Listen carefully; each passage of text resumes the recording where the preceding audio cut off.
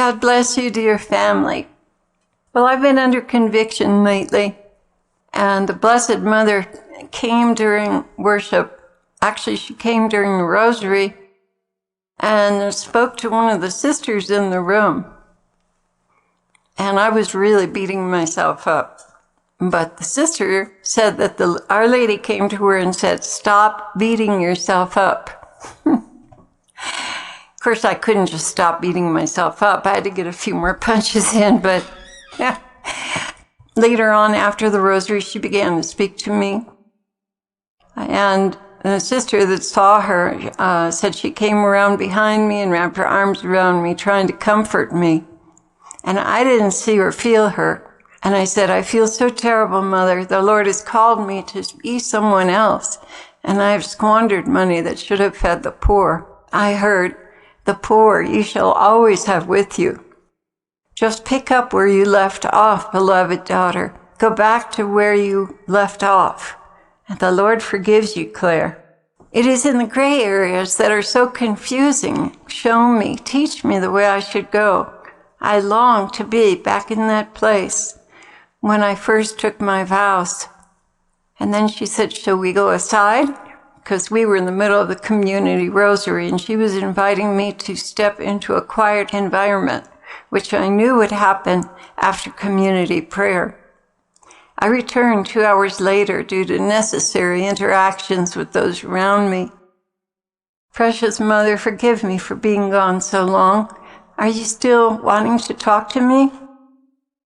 "I surely am," she said.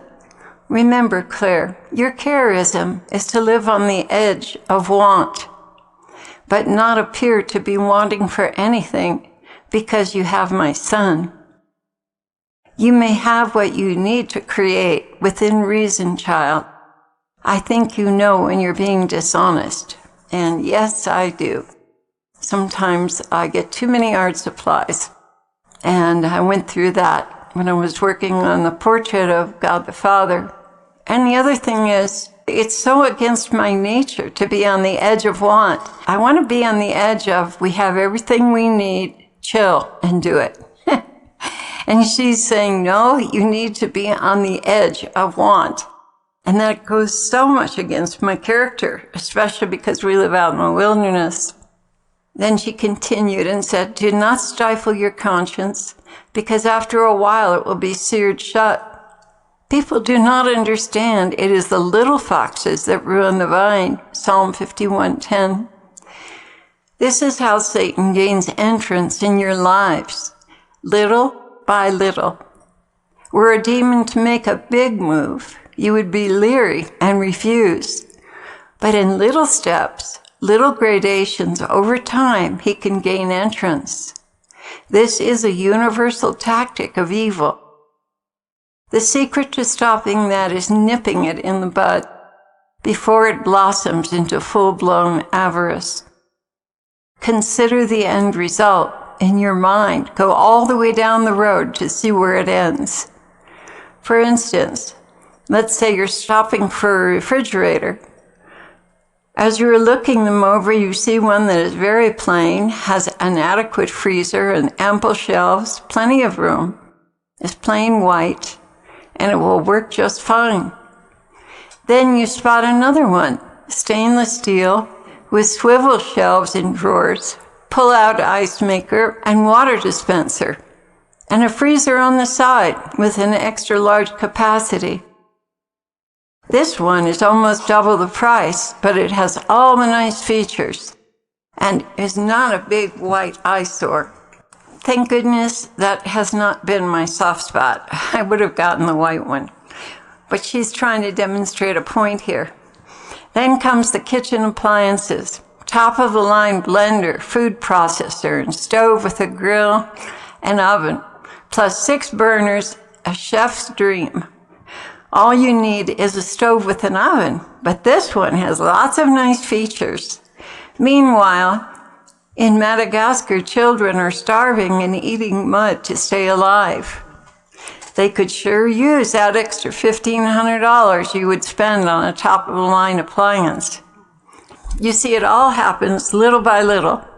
You see something and you begin to covet it. You reason with yourself that it's needed, and pretty soon you've talked yourself into something extravagant when something simple would have worked just fine. You violate your conscience and it begins to die. The next time you make a decision about something, you have a set standard of getting the best, when common would do nicely. So little by little, your conscience is covered over in scar tissue, and you have no moral compass about these things. Most of the time, Claire, you choose very carefully and keep it simple. You really have done very well in providing for the community what is necessary. But because you are out in the wilderness and concerned about not having what you need when you need it, you tend to over-provide rather than leave yourself open to not having what is needed when it's needed. That also happens with books and art supplies. You have overdone it in the past, and I know you are ashamed, Claire, and I do not want to shame you anymore. But your lapses in Franciscan poverty are a bad example to others. Better to go without than to have too much. Besides that, St. Francis did not like excessive curiosity, books, and learning. He preferred the brothers to serve the lepers rather than delve into the mysteries of the faith. Besides, my son is fully capable of revealing mysteries. Scholars have hungered to know, but without the books and endless research. Charity, compassion, a heart to supply the basic needs of the poor. These are the virtues you should cultivate in the community, not book learning. That can and will become a stumbling block if you don't nip it in the bud. Do you understand, beloved? I do, Mother, and my conscience is smarting right now. We have books we don't need. You also have a few sparse books you do need, and those are acceptable. But an emphasis on learning will surely kill the vocation, suiting a simple brother and sister, rich in love, yet poor in earthly goods. This is a standard you need to set and maintain. There will be unending temptations to go overboard because the devil hates evangelical poverty. He wants to destroy any monastery that lives by this rule. He wants the brothers to be so preoccupied with nice appointments for the altar. He wouldn't let me get new linens or new altar vestments or anything when Father was ordained. They were all hand-me-downs. Boy, did I have plans. And boy, did he nip that in the bud. The devil wants the brothers to be so preoccupied with nice appointments for the altar, extensive books for the library, gourmet food, media center and video library, etc., that they are preoccupied with storing, cleaning, watching, protecting, one thing after another. And one is never satisfied with the basics. There's always another book or another video. You are not to become cloistered with educational tools, so much so that there's no time for prayer. Don't you understand that Jesus will tell you all you need to know? You don't need to go surfing for current events. The true delight in a monastery is to dwell with God in His holy temple and present to Him the souls that need your prayers. This is where the power and the glory are, not in learning more about the customs of Jesus' day or archaeological findings. Once you become enamored of these things, the enemy is leading you away from the holy gospel and its simplicity into a world of wonders you can never fully know about. Thus, the hunger for books and knowledge robs you of the sweet companionship of the Lord. You know He is fully able to tell you what is going on in the world and what you need to pray for. He longs for your company and even the sweet melodies you make for Him. This is what brings Him comfort along with passionate prayers for those who do not know him and will soon be dying. Please, my children, do not lose your focus. Pray for those who will soon be dying. Spend time with those who do not know him and tell them what your relationship is like and what he has done for you. You would be shocked to know how little true understanding most people have about him. His humanity is so alluring.